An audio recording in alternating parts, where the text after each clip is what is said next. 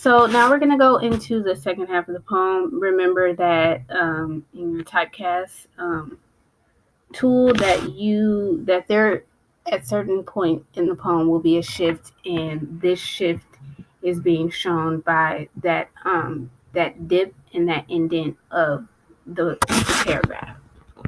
So I can see it all now, the slantwise rain of light through the leaves, the sundown's blaze on her window pane, the bloom of roses under the eaves.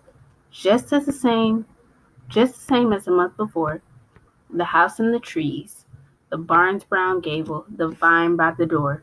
Nothing's changed but the hive of bees. So again, we know from the earlier video that the bees were included in on anything important.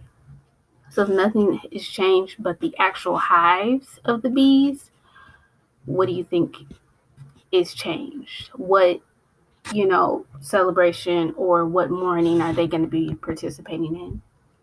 Before them, under the garden wall, forward and back, went drearily singing the chore girl small, draping each hive with a shred of black. So you notice how some of the language starts to change in this part or this stanza of the poem. Went drearily singing the chore girl small.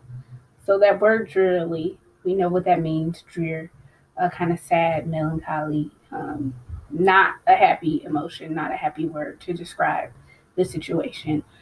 Draping each hive with a shred of black.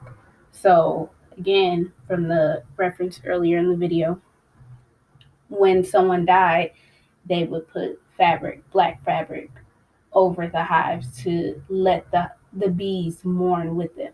So just putting your thinking caps on and taking a guess. Who do you think is dead? So let's keep reading, see what our speaker thinks. Trembling, I listened.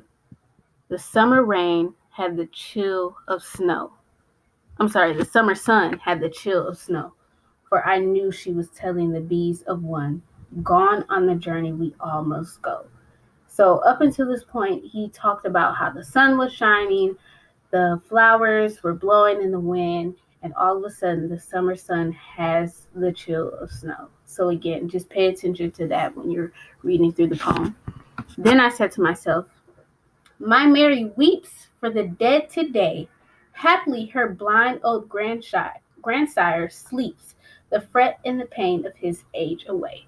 So our speaker here is thinking that her granddad died. He's old. It makes sense. So of course he'd be the one that the bees are mourning, that the household is mourning. But her dog whined low. Whose dog? On the doorway sill, with his cane to his chin, the old man sat. And the chore girl still sung to the bees, stealing out and in. And the song she was singing ever since in my ear sounds on. Stay at home, pretty bees, fly not hence. Mistress Mary is dead and gone.